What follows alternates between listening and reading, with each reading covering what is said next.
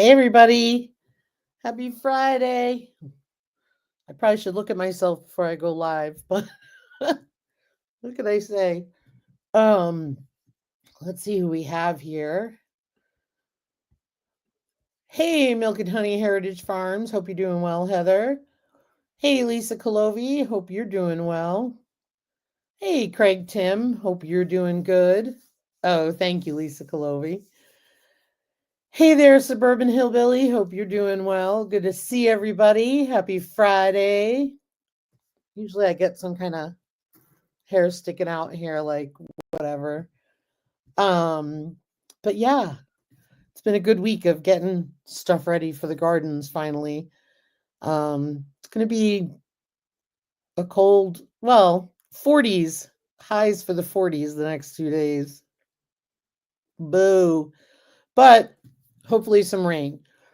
So you got to be able to dig, drill, push a wheelbarrow, pull weeds, and or a weed whacker. Yeah, no kidding.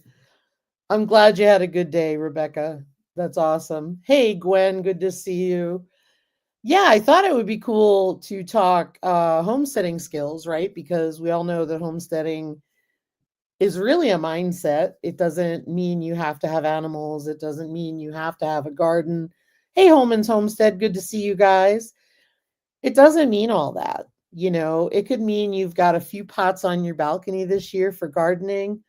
So there you go. And yeah, and sweat, no kidding. Sweat equity is what it's all about. So let's get right into it because I saw this article and I'm looking at it, but I won't bore you guys with it, meaning I won't show you the screen. But just consider how many of these that I mean, I think, or how many that you do or plan on doing, I think are really cool for homesteading skills. Oh, Rebecca, Suburban Hillbilly, don't go grr. It's okay because you're doing something and it's what you can do with what you have right now. And that's a blessing. Happy Friday, Sarah at Faithfully Fit Kitchen. Good to see you. So I'm going to start reading some off because there's like 239 and I'm not going to I'm going to do a bunch at once. So, cooking from scratch, finding local food sources, baking bread,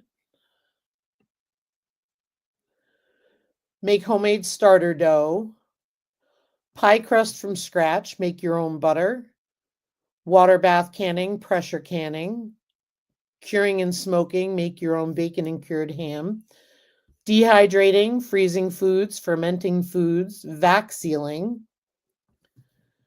how to store foods without refrigeration. I need to do that one. Make your own wine, beer, cider if you choose. Grind your whole grains or grind your own whole grains.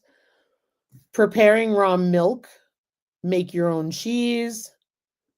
Make your own yogurt. Make hand cranked ice cream. I make ice cream, but not hand cranked because I don't have a hand cranker. Render tallow and lard. Use and store bacon grease. Make your own vanilla extract. Practice creativity and frugality. Learn to cook with cast iron. Cut up a whole chicken. I do that every week. Roast a whole chicken. Make your own bone broth. Composting. Seasonal meal planning. Making preserves. Drying or freezing herbs. Make your own vinegar.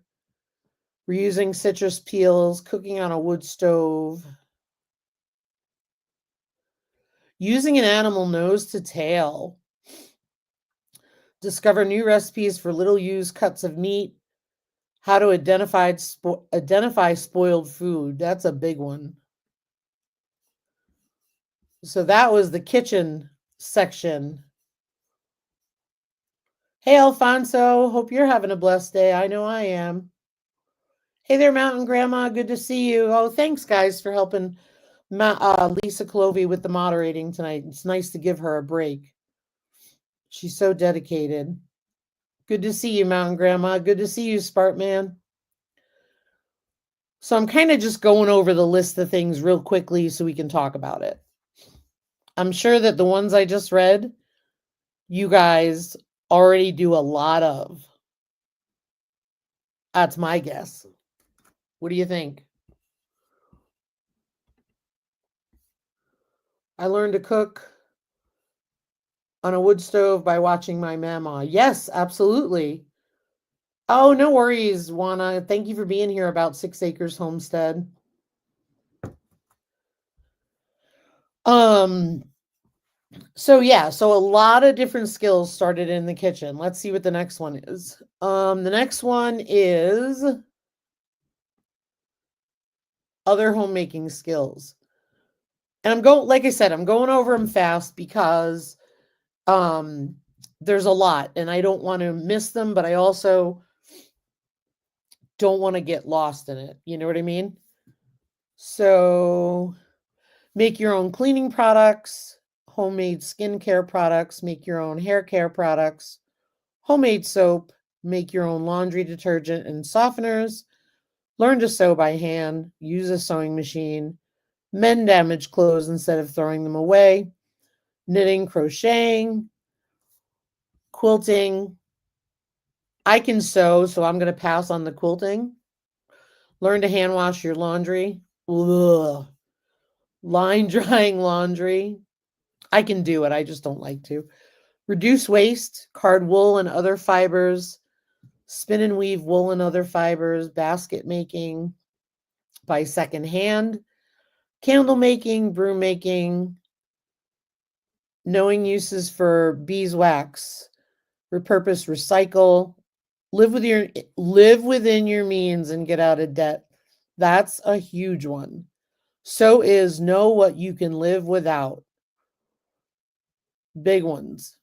Make pottery, sock darning, make your own paper, learn how to make natural dyes. That's what's on my list of things to do.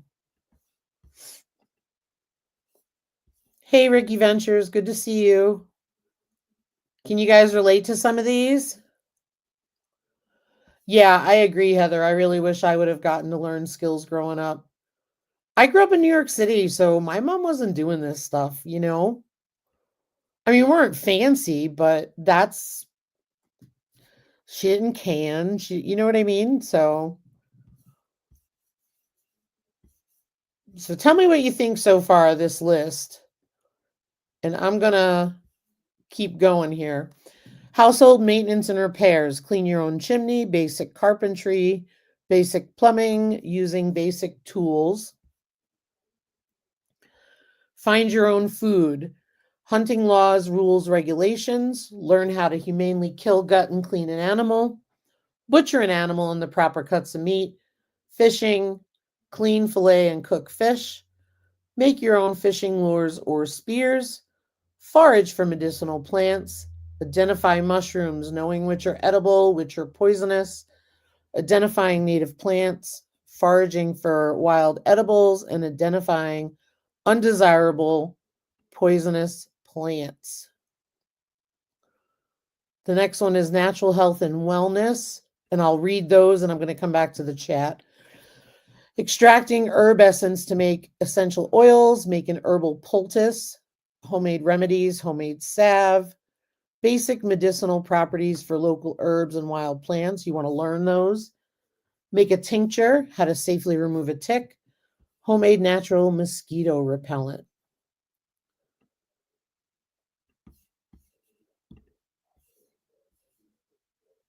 Awesome, Ricky. That's awesome. Yeah, so you grew up in the backwoods of Appalachia, Rebecca, and that is a good thing because you probably know a lot of that stuff. I don't know how I would get that to you, Alfonso. All the people I could ask that actually use this stuff are almost all gone. Spartman said, yep, I know. That's the hard part. Happy Memorial Day weekend, Ricky. And yes, always remember the sacrifice. Yes, and want to do more, but you do as you go takes time. Yep. Yeah, no kidding. My mom taught me office skills too. Mine taught me work, work, work, work, work, work, work. That was it. The most important thing was work. That's what my mother taught me. We won't get into that. No knitting, haven't carded wool or made a broom. But I know you could if you needed to. Gwen. I agree, Juana. It's so cool that we've embraced it even if we didn't grow up with it. It's even cooler that we felt compelled to embrace it and take it on and learn.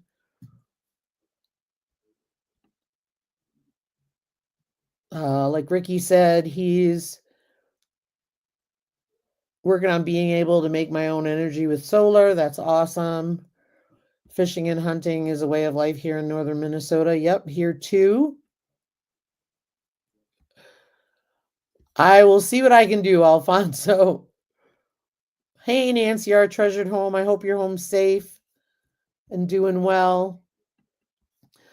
Let's see. So again, I know I'm going through them fast, but I want to make sure we get through all of them and have a conversation about it because I think it's really cool. Gardening. Grow windowsill herbs for cooking and healing. Grow your own year-round salad. Hydroponic gardening. Aquaponic gardening. Raise microgreens. Sprouting. Container gardening. And that's what I like about container gardening. If you have a small balcony, a rooftop, or simply a very small yard, container gardening is a great way to raise some fruits and vegetables in a more limited space.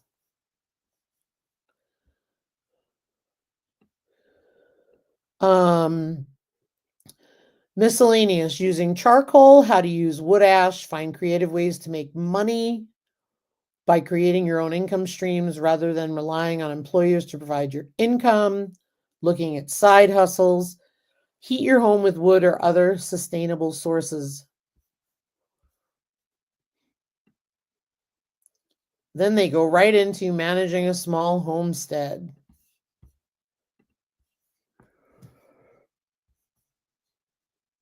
I'm listening to things off. Wait a minute. Yay, Nancy. Glad you got back. Glad you're home safe. Looked like you had a good trip. Gwen says, I'm listing the things I haven't done as you read them off. Yep. Rebecca said, can't crochet or knit. Mom didn't have any patience with me. She was left-handed, so it was hard for me to learn. My mom was left-handed too. So hard to learn from a left-handed person and vice versa. Crazy. Mountain Grandma said, I still haven't done the hydroponics method you did, Lisa, and I've bought all the stuff, just haven't used it yet. Mountain Grandma, do you mind if I mention an update on your dog or not? Dad used to grow a garden. I need to start trying that. Logistics of making it happen are hard. Understand. No hydroponic or aquaponic unless you take in all of our rain. I'm telling you, Gwen, you could do hydroponic, really easy, cracky method, passive, super simple, tiny investment.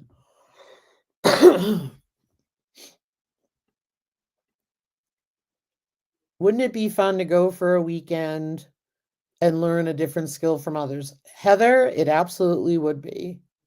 Love it. Nancy said, thank you. I had a blast. And next year I'll be planning a longer time and maybe across the country. Who knows? Good for you, Nancy. Okay. Mountain Grandma said I can share. For those of you who don't know, Mountain Grandma's daughter's dog, which is all of their family's dog, his name is Draco. Beautiful dog, well loved, well taken care of, got out because the fence was left open. Happens. They searched for him for almost a week or just over a week. I could be off on the timing. The bottom line is he is home. He is home. He is safe. So good stuff. I just wanted everybody to know that. My grandma and a neighbor that taught me how to crochet were both left-handed. Wow. Wow, wow, wow. I've done some crack key hydroponics with lettuce, was pretty easy, actually. Absolutely easy. And the nice part about it is it just keeps regrowing. Excuse me. Keeps regrowing in there, and you can get several rounds of lettuce fairly quickly. So happy, Mountain Grandma. Let's see here. Why are these comments not? Yes. Praise God. He is home. He is doing well. And just so thankful that he was brought back to their family because he is so loved and so well taken care of. And it was just so sad. I'm left-handed, but did a lot right because it used to be that way. Yep. It was like they used to force you to try to be right-handed, right? I don't know if you remember that, Heather. I can't tell you, my mom all the time. One of us would grab something with a left hand, she'd put it in our right hand because she didn't want us left-handed. I was like, you can't fight it. You're so welcome, Mountain Grandma. So glad he's home. All right. So then it says, growing your own food, straw bale gardening, make your own greenhouse, determining hardiness zones, basically figure out what plants are most likely to thrive in your location, propagating plant cuttings, planting trees, prune and graft a fruit tree, identifying and removing weeds, natural weed control, soil prep, permaculture, which takes advantage of natural ecosystems, raising tomatoes, saving seeds, harvesting, make and use leaf mold, improve soil, how to grow plants from seed, how to plant trees, natural garden pest control, how to attract pollinators, back to Eden gardening, how to test seeds for germination, no-till gardening, plant perennials for food security, build an arbor, and plant grapes.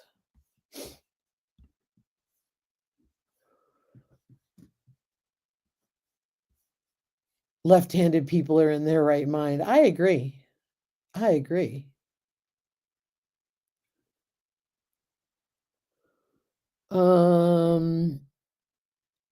My grandma would try to force me to write and use scissors right-handed.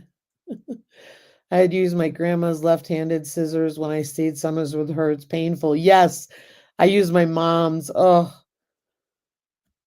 somebody stopped in front of our house and got out of their car. They went to the hatch, took out a puppy, set him in the road, and drove away Saturday. That is awful. God, people are just horrible. Some people just don't deserve to have animals. Ricky said, I've been trying to grow apple trees for a while. They keep leafing out every year, but have not bloomed. I don't know a lot about fruit trees, except you have to have more than one. And sometimes you have to have male, female. That's the extent of my knowledge.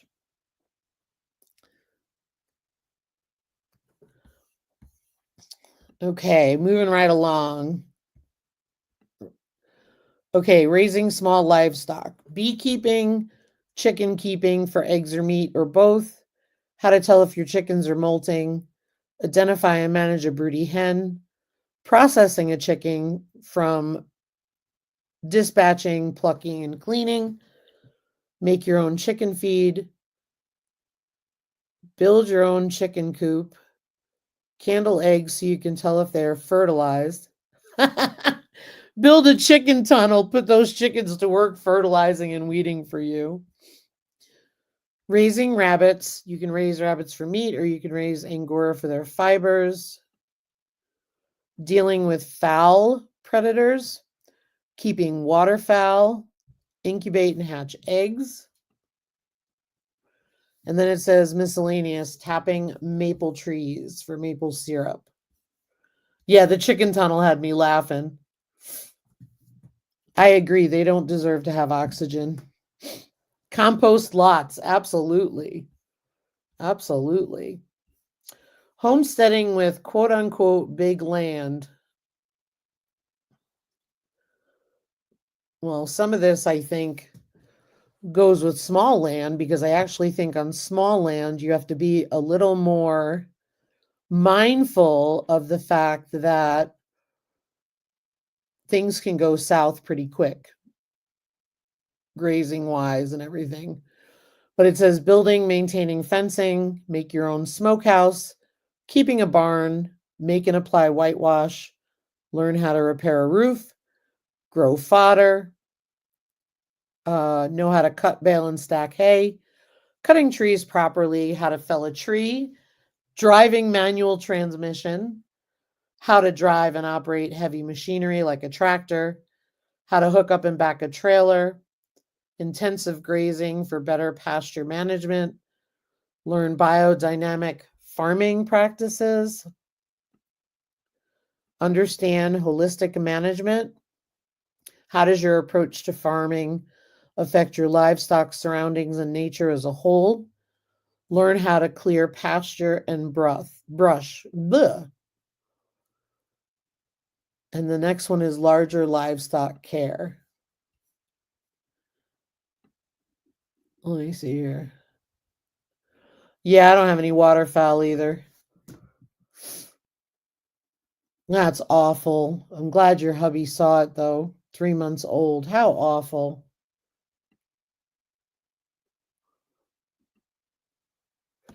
A lot of these skills, I think, at least for me, I've just done and learned being on land. Absolutely. Yes, saying that when things go wrong counts as holistic. Yes, drive and operate a farm tractor is fun. Smokehouse is on the list here too. All right, let me just finish getting through these. Grow your own animal feed.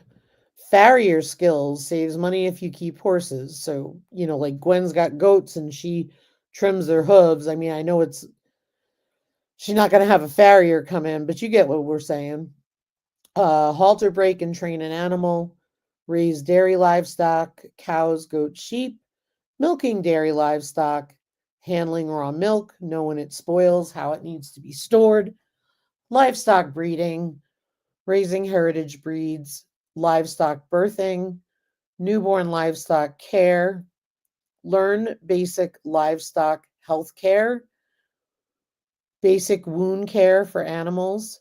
Recognize when your animal needs a vet. That's huge. Restraining livestock is huge.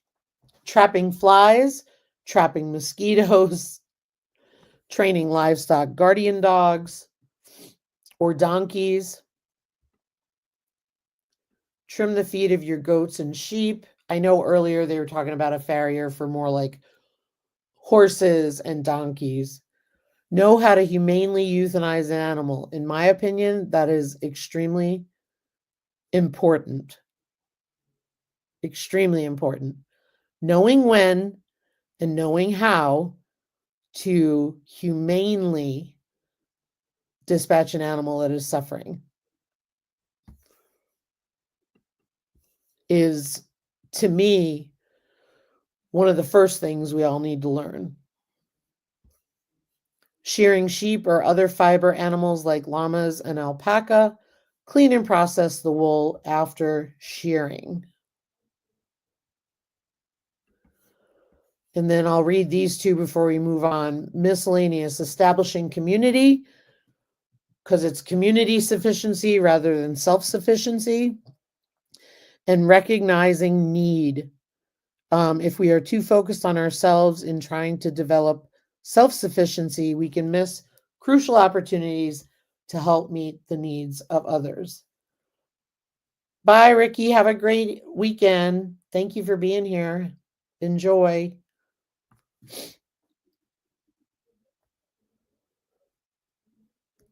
Is it spoiled? Smell it. Yes, absolutely. Where is finding lost tools tossed in the heat of anger on the list? Well, this is just a basic list. You can add to it because finding things in my house is a regular adventure because God forbid Lisa puts it back where it belongs. I'm the crammer, remember? So I have to go search for things. I agree, Holman's Homestead. I agree. Never trained a guardian dog, no more donkeys or mules ever. Yeah, exactly. I've lived on a farm. A vet is not always available. Sometimes the right thing is the hardest thing. That is the other thing, too. We do not have access to a vet for the pigs. We often have to make calls ourselves. We're on our own. We do everything in our power, but we also know that if an animal is suffering and we do not feel that there's a way out of this, then it's time to do something. And it stinks. It stinks, but it has to be done. The other thing is, if you remember, I called vets when Fiona farrowed for the first time, and no one got back to me until 8 hours later in the morning because they were out on a horse emergency. A horse was giving birth in a field with no service. I never got a call back until the morning. So you're on your own a lot of the time. Hey, the Cow Emporium, good to see you. Welcome. Lisa, my hubby, calls me the stacker. Yeah, I'm the crammer. Alfonso says I lose things all the time, which I often have to replace them, especially I'm losing my guitar picks and harmonicas. Oh no.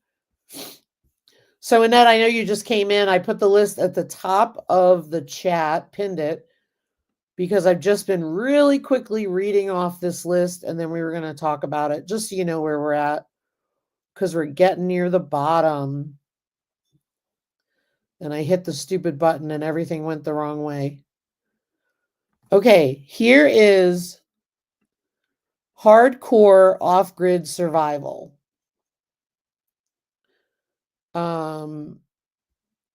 So this may or may not be you, and it's energy use. Recognize good firewood, safely cut and split firewood, starting and extinguishing a fire, make your own fire starter, start a fire without matches, making waterproof matches, make your own oil lamp, make your own solar lamp, build a DIY wind turbine, build a DIY solar panel, make an outdoor rocket stove, keep warm in winter, keep cool in summer, know how to use non-electric lighting.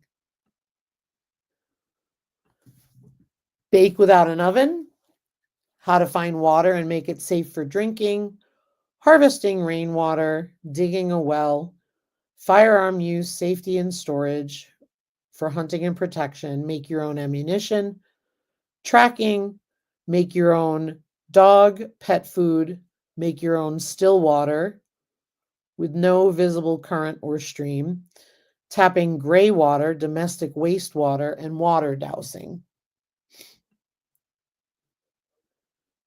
Then it says cobbling.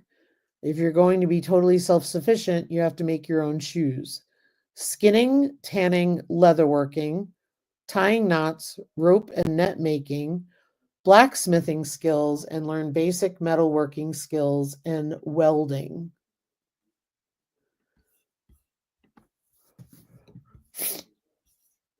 Go back up. We have access to numerous vets, but goats don't fall under livestock prices. They fall into the pet category of pricing. Does that make them more expensive because they're pets?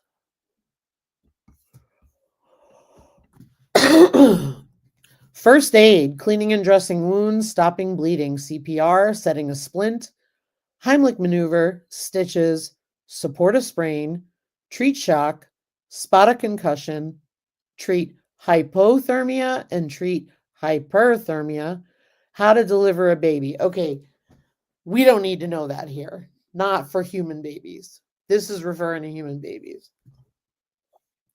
Livestock babies, yes. And then there's potty time.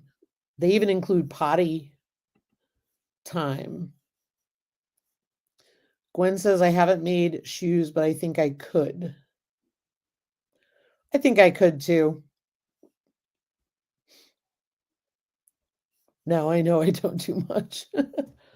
I can do some things. Cool. Potty time is learn how to install and use a composting toilet, grow toilet paper. Dumbaya and mullein are big leaf plants that can be used as toilet paper, face wipes, or bandage wraps.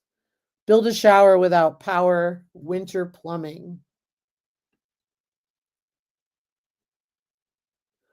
Okay, we're almost at the end. Tell me what you think of this list so far.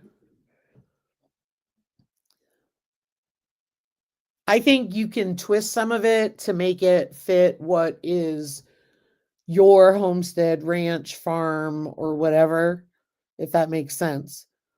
Because like we don't choose to be off grid. We don't. That's not a desire of mine. However, we are prepared for some off grid living when it comes to water, electricity, and heat, if that makes sense.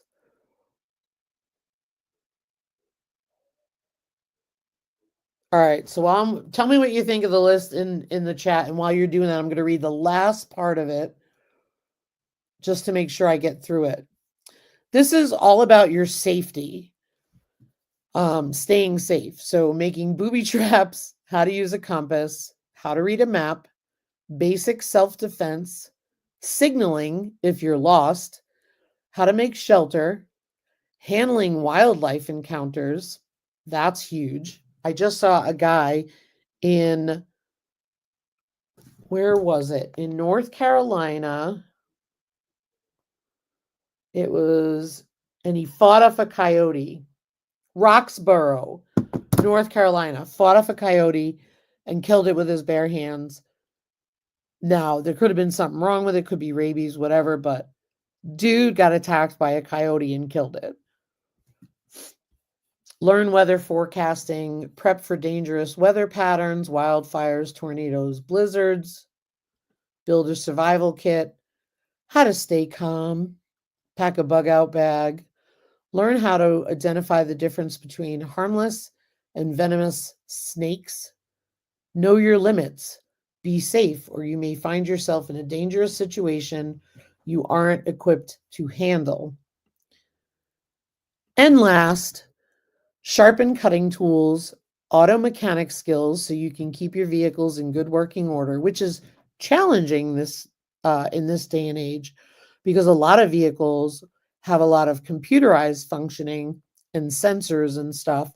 That was why Ryan bought that blue Dodge, was because he could fix it if needed. Learning to prospect gold and barter. Whew. That was quite the list. Tammy said, this list is giving me so many ideas. Oh, that's cool. Gwen said her shoes wouldn't be pretty, though. Well, no, you don't need pretty, though. You just need functional. Rebecca's Suburban Hillbilly said, my cousins hunted, harvested farm animals, grew most of our food, tan hides, and dug ginseng. Tammy said that list is very thorough. The last of it is really getting off into it for sure. Annette says, I love making traps. Yeah, Heather, I think it does. It makes you think about what you could work on. Nancy knows how to deliver a baby because she was in the EMS before. So very cool. Booby trap like Home Alone. Yep. Terrible at bartering. Bartering is hard. Some people don't want to barter. They just want to give you stuff. And like, I have a friend of mine who goes, so every resident in South Dakota is eligible to go to Feeding South Dakota, and they give you food. And it's not a poverty-based initiative. Good night, Holman's Homestead. Yes, it was a big list. Thank you for being here. Hope mom and dad are doing well. Have a nice weekend. And y'all, we got a video coming out tomorrow. Just I wanted to mention that before Holman's gets going. So a friend of mine goes, she was the one whose husband got hurt and he's doing really well now. So they go to this Feeding South Dakota place in town once a month, and they give you all this kind of stuff. Sometimes she gets like a huge bag of carrots, and she's like, we are not big fans of carrots, and there's two of us, we can't eat it all. So she tells me, do you want to come get half this bag of carrots? Or she says to me, hey, we really don't like cherries, and we got 2 big bags of cherries. Would you like them? And so I bring her over stuff and we barter. So, but it's really cool because, again, it's all about making sure residents have food, and it's not a poverty-based initiative. It's just anyone, you show your license, your South Dakota license, and you get food. Of course, it's stuff that's from the store. So, some of it I don't take, but it's very cool. We've not taken advantage of it because we grow our own stuff. But when times are tough, it's there. The biggest thing is people do take advantage of it. Why? Because if you don't take advantage of it, those slots will go away. So luckily, a lot of people go take advantage of it, and we let them do it. If we ever needed it, we would certainly go. Let's see. Hi, Susie Jacobson. Good to see you, my friend. It really is cool. You do that too. That's cool. I'm glad you guys do that, Susie. Yeah, Rebecca, I could trade her a broody hen on a clutch of eggs. I don't even know if those eggs are fertilized because we have a lot of hens and one rooster, but he's really active and seems to get around. I just hope she hatches at least a few because she's been so good. Thank you, Susie. I'm just praying you're well and everything's going good for you. I agree. I worry about the food going into the landfill. We've done our part to avoid it, but not everybody can. Hey, Tina Ladybug, good to see you. Excuse me. So that was 239 skills. Holy cow. I thought it was a pretty huge list. I thought it was a really good list. Oh, thanks, Juana. I hope she hatches at least one, too. Quite honestly, here's our plan. If she hatches a ton of chicks, they are going in the coop. And quite honestly, I'm just going to be real with you. If I find out who the bullies are going to be culled. Because I don't want to tolerate that. Because I can't have one chicken in a coop by herself. That's not fair to her. It's not fair to us. And I won't have her attacked. I know chickens are chickens. This is beyond the hierarchy. This is murder, meanness. So we have a lot of older girls not laying that we've kept. And if I find out who it is, they go. And we will replace them with the babies. I don't have a Bressy rooster. I have we don't know what he is rooster because he was given to us by the folks we bought Grant from. Yes, Heather, I do know that. In fact, I think it's up to 2 weeks that they stay fertilized. So that's why we're hopeful. Yay! Susie said, I'm still cancer-free. Tomorrow I will be home a year. Yay, Susie! Wonderful info. I'm so happy for you. Yes, I'm probably going to put my camera in there. I just did a post on our feed of bully boards. Lydia, who runs a poultry farm, poultry houses in Georgia, is a friend of mine on Instagram.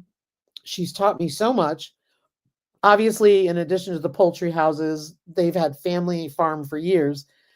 And she said, use a bully board. It's a triangular structure that can fit one chicken, and it gives that chicken a chance to get away from the bullies where they can't be attacked. So what I'm going to do is, once the weekend is supposed to be cold and rainy. So Tuesday, I am going to let them free range all day long. Monday night, I am going to put the Spitzhauben back in there on the roost at night. And then in the morning, I'm going to let them all out to free range early versus later in the afternoon. And then I'm going to keep an eye on it because I'm going to be outside because I got to bring meat chickens outside and all of that. So provided she's healed and provided we don't have any babies over the weekend that need to be moved into that coop, otherwise that'll change the plan because that's where I'm going to put Bessie with her babies if she has any. And we're gonna see how that goes. And I think I'm gonna put a game camera in there. And I'm gonna the hard part is it's a lot of white and a lot of black chickens. So I can tell white Bressies because they have blue legs. Jersey Giants have yellow legs, so I can tell that. The black ones are harder because I have barnyard mixes and I have Jersey Giants, but not putting up with it. So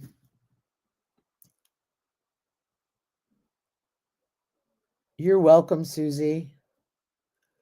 Yeah, it's just we haven't had the issue, and I don't interfere with the hierarchy, but this chicken is a good chicken. She doesn't bother anybody. She's been in there for 3 years, and it may be that taking her out has done what I read it would do, which is upset the hierarchy, move things around, and give her the confidence to fight back, whereas she really was beaten down physically and mentally from this. So, but we have to look at the hole in the back of her head and see if that healed. So all the eggs in the nest though look white. They are her eggs, and they are light brown. Bressies lay brown eggs, light brown, and they tend to lay smaller for the most part. Ryan had to take a picture because he could not physically see the eggs. He had to take a picture, and he was trying it with a flash and not, so that's why they look a little whiter because it's so dark under there. But yeah, the only white layers I have are the 2 black and white Spitzhaubens. Yeah. A rooster tried to flog me when I was a little girl. My aunt came out of nowhere, grabbed him by the neck, chicken and dumplings that night. Yeah, absolutely. I mean, my rooster's good. He doesn't bother me. He's afraid of us, but at the same time, if I go in at night and need to, like, he's been injured and we had to go in there and look at him, and we get him at night on the roost. He's not happy, but he's not angry. He's just a flighty kind of guy, but he doesn't bother us at all. And the chickens don't bother us at all. I'm just not going to tolerate them something above the hierarchy that is turned into a targeted attack on, like, and is she sick and I don't know it? Possibly, but I don't see it. She's eating and drinking fine. She's acting normal. She's laying eggs. I have seen them attack a sick animal in color, and I realize that happens, and I wouldn't interfere with that either. But this is just weird. And a lot of people have said, "Oh, well then we just have a pet chicken after that." And I'm like, "I'm not having a pet chicken because I can't have her separate. It's a big pain. I'm trying to get her healed, but really we want everybody where they belong, Yeah, it seems more than the pecking order, though, Gwen. It is a pain in the butt, Annette. I agree. Yep, she could have just had a scratch.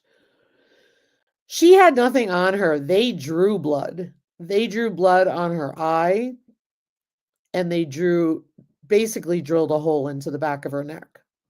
That she had a deep wound, but it seems to have healed quickly. And what we do is we spray blue coat on it, because we've done that to avoid pecking.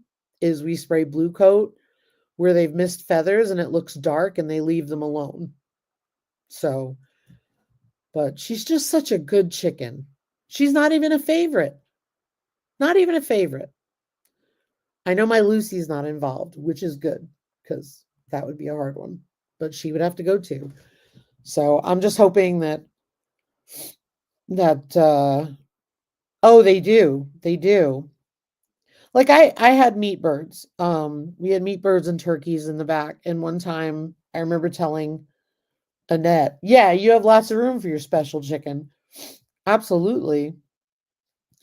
Um, we had a meat bird chicken that I heard a big commotion, and all of the chickens were eating into her head. They ate into her skull. But I know that they drew blood on her, and that's what caused it to go nuts. This one, she she had started to bleed on her eyes, but they totally um drilled into her neck. And I mean, she was just so beaten down. I walked over and just picked her up. She didn't even fight me. So I'm hoping it just gives her a little confidence. Heard you can put a shiny nail on the floor and they'll peck at that. Huh. Well, they have a pecking block. They have a flock block. They've got food and water. They've got plenty of room because our numbers have been decreasing, because we can fit up to 50 chickens comfortably. But we're down to like 33, maybe 32. I haven't counted lately. That's including the rooster. And we keep declining our numbers because we didn't add chicks this year yet. um, so we'll see how it goes. They're just nasty critters. They really are. They are nasty critters. And it is a pain in the butt. You got to make sure they have their own separate water, and they keep knocking the water over. She keeps pooping in the water. Um, same thing with her feed. Oh my lordy, husband is weed eating my flower bulb area. He will be that chicken soon. Uh-oh, Heather. Better go yell out at him. Your chickens are not bored, that is for sure. I think mine were bored during the cold snap in February. Yeah, they do get bored in the cold snaps, and I get it. I know they're not bored because they're out every day, but I don't know, it just bothers me. I can go with the flow of a lot of things. And if it was a mean chicken that was bullying them and they started attacking her, I would totally get it. This is one that's been in the flock for 3 years, hasn't caused any issue, sleeps in the loft on her own, always has. And they never mess with her. She goes wherever she wants to go, out of their way. And there's probably about 6 of them on her. And they do get bored in the cold snap. We did put a flock block in there this past winter so that they would stop eating eggs, because we had some egg eaters too. So it's really not, it'll serve a few purposes. Because you have to understand, we just lost the last of our OG flock from 2020. She passed. It was a Rhode Island Red. So we are down to our 2021 editions, which is Lucy and the prettier girls. I ordered prettier girls in 2021. A flock block is like a suet cake for wild birds, except it's like a 5-pound block and it's got grain, seeds, and all that in like suet. And I keep that in there so they can peck at that and it keeps them occupied. I don't always have one in there, but I did it this past winter because we were having an egg eating issue. And I don't know let's put it this way. I think they're all eating them. If an egg opens up, but what I think happens is there's one or two pecking at them who lay on the floor. And then once it's open, it's fair game. And I really can't cull everyone right now because we're in high demand for eggs and I need to sell them. So yeah. Do you know who your egg eater is, Annette? I'm wondering. I like I said, mine, the minute the egg is open, they're all on it. I've seen people hang cabbage, but not suet. Yeah. Yeah, you can hang cabbage, you can hang suet for chickens. But this is like a 5-pound block. We just got one. They're normally like 20 something dollars. We got one at Harvey's Homesteading clearance for $5. So I just bought another one to put in there when she goes in there. So yet another thing to keep them occupied. But definitely check out the bully boards. That was pretty interesting. So what do you guys think about all those skills? I mean, that was a really big list.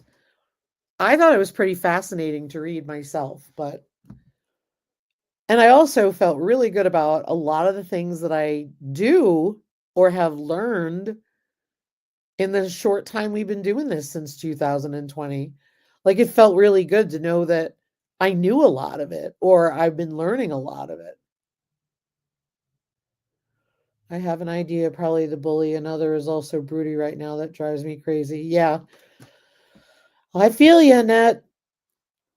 We have 3 broodies in the coop and I won't let them go broody. So every day I never freak out about my broodies because I just pick them up, take them out of the nest, take the eggs. Every day they get collected. But it's funny, they growl at me, they bite at me, and I'm like, yeah, whatever. I don't worry about broody jail or anything like that. I just take them out of the nest every day and go, yep, you're out. And then they go get food and water.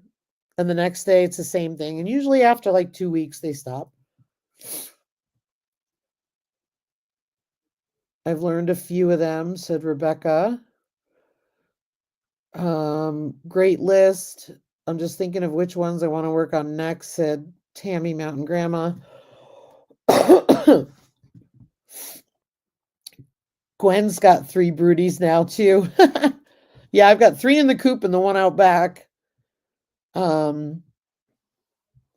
They just, yeah, they're like pancakes. You pick them up, you take them out, you put them down, and they roll and they growl at you. Annette gets Glenn. That was a big list, Juana. A little overwhelming until I remind myself that I just need to learn one skill at a time. Absolutely. I learned spinning. I learned, I'm in the process of knitting. I mean, I know how to knit, not great, but I'm learning how to make socks now. I had to run down to the local organic store, which is a small store here, because my friend works there. And I texted her yesterday and I said, I do not understand this pattern. I have a question for you. And she's like, I'm working today. Stop on down. Love it. Rebecca says, I've forgotten some I used to know. Of course. Takes a while. Gwen says, mine starts screaming, growling when I open the coop door. Yep, exactly. They're like little dinosaurs. Oh, thanks, Juana. I appreciate it. They are looking cool. I'm so anxious to get past the heel, and you have no idea how hard it is for me with no patience to slow down and just say, focus. focus, focus. Because once I get through the heel, smooth sailing, I'm done. But the heel is a hard one. And today I figured out the problem that I encountered yesterday. Like after I went and got from my friend, she told me I was right and move on. And she explained it to me. And I was like, that's great. So I actually know why they're doing what they're doing in the pattern. But the fact that last night I looked at the next step and I said, oh my word, I don't have enough brain power for this now. But what I did do was while I was watching TV, Googled and realized that I was right. You have to go down the side of the heel now. So we'll see how that goes. It's supposed to be a very rainy, cold weekend here. So I'm hoping to get that done. And again, I'm just so thrilled that I learned to do 2 at once, because when you learn to do the hard one, once you learn it, it'll be easier, and then you can keep going on. And I want to make I want to make socks for Ryan. The problem is he's got like 13 size 13 foot. I don't know if I have the patience for that. I have a size 11. That's large enough. But I'm looking forward. I want to make socks, and that was the thing. Spin yarn, make socks. Now I just need to get a fleece. I have somebody bringing me 2 fleeces if they really do bring them to me. But it will be so cool to be able to then learn how to treat the fleece and do that kind of thing. So I'm all about learning one day at a time. You just keep learning and learning. I'll give you some good examples. So this year, learned how to make, and I'm not going to name them all, but learned how to make kombucha, learned how to spin, learn how to knit socks, learned how to process raw milk, learned how to make cottage cheese, sour cream, yogurt,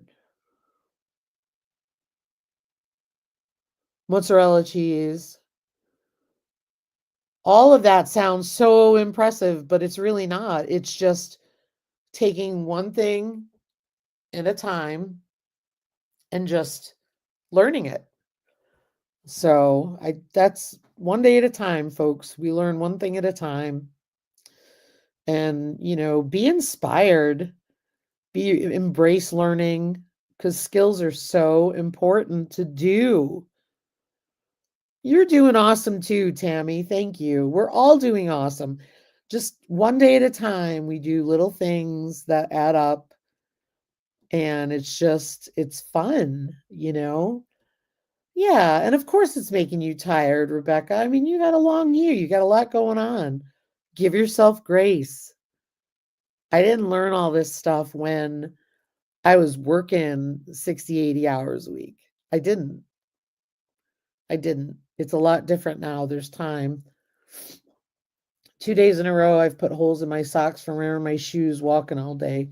I need stronger socks, jeez. You need some knitted socks and some reinforced heels. Absolutely. You guys have been busy getting all that planting done and all that. Gwen's got a 6.5. You got tiny little feet for a tiny little person.